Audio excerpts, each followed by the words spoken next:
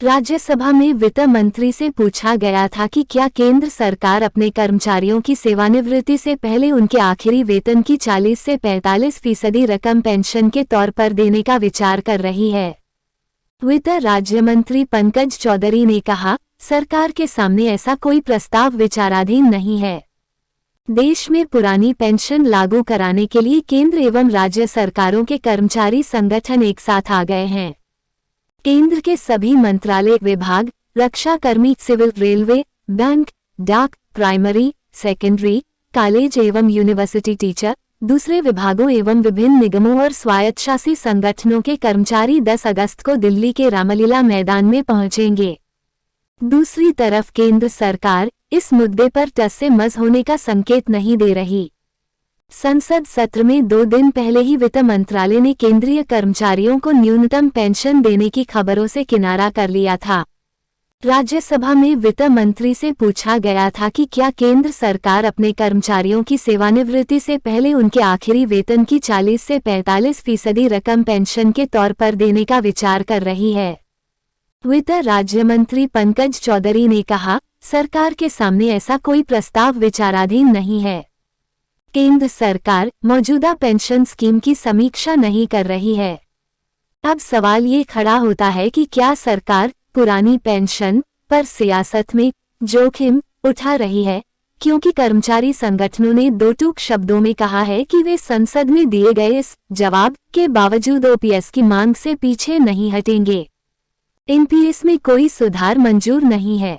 OPS के लिए गठित national joint council of action (NJCA) की संचालन समिति के राष्ट्रीय संयोजक एवं स्टाफ साइड की राष्ट्रीय परिषद (JCM) के सचिव शिवगोपाल मिश्रा ने कहा है, केंद्र सरकार संसद में यह बात कह रही है कि ओपीएस लागू नहीं होगी।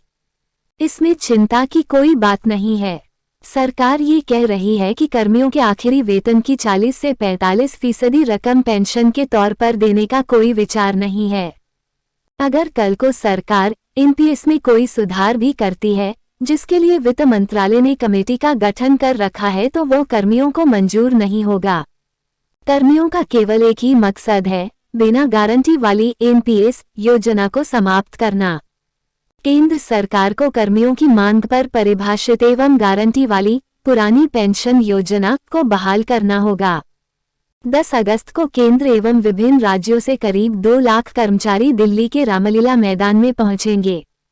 देश में केंद्र और राज्यों, विभिन्न निगमों एवं दूसरे स्वायत्तता प्राप्त गारंटी वाली ओपीएस योजना को बहाल करना होगा।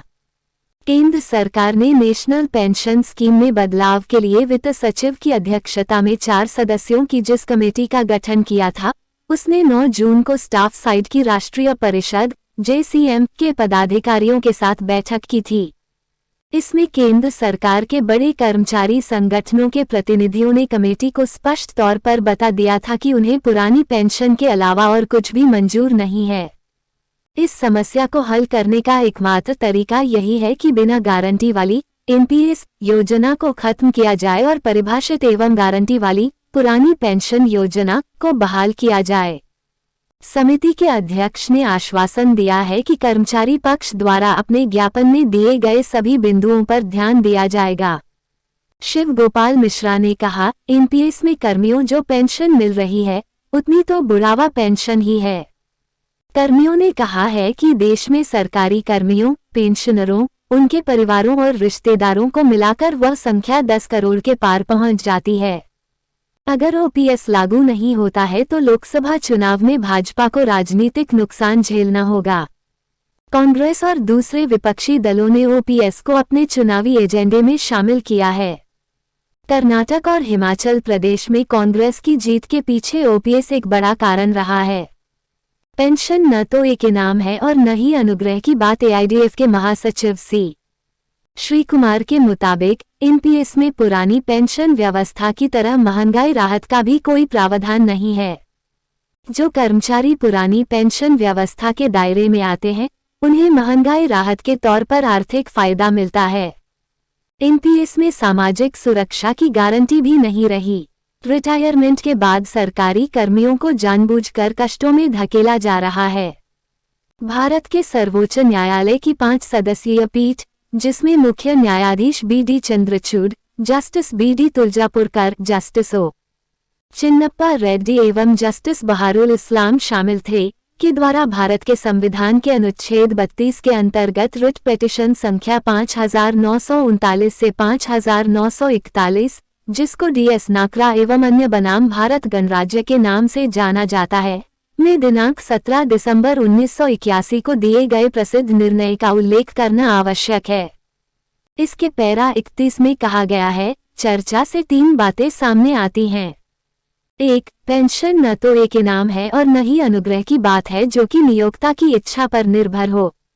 यह 1972 के नियमों के अधीन एक निहित अधिकार है जो प्रकृति में वैधानिक है, क्योंकि उन्हें भारतीय संविधान के अनुच्छेद 148 के खंड 50 का प्रयोग करते हुए अधिनियमित किया गया है।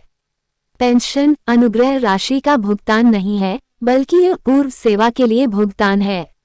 यह उन लोगों के लिए सामाजिक आर्थिक न्याय प्रदान करने वाला एक सामाजिक कल्याणकारी उपाय है, जिन्होंने अपने जीवन के सुनहरे दिनों में नियोक्ता के इस आश्वासन पर लगातार कड़ी मेहनत की है कि उनके बुढ़ापे में उन्हें ठोकरें खाने के लिए नहीं छोड़ दिया जाएगा।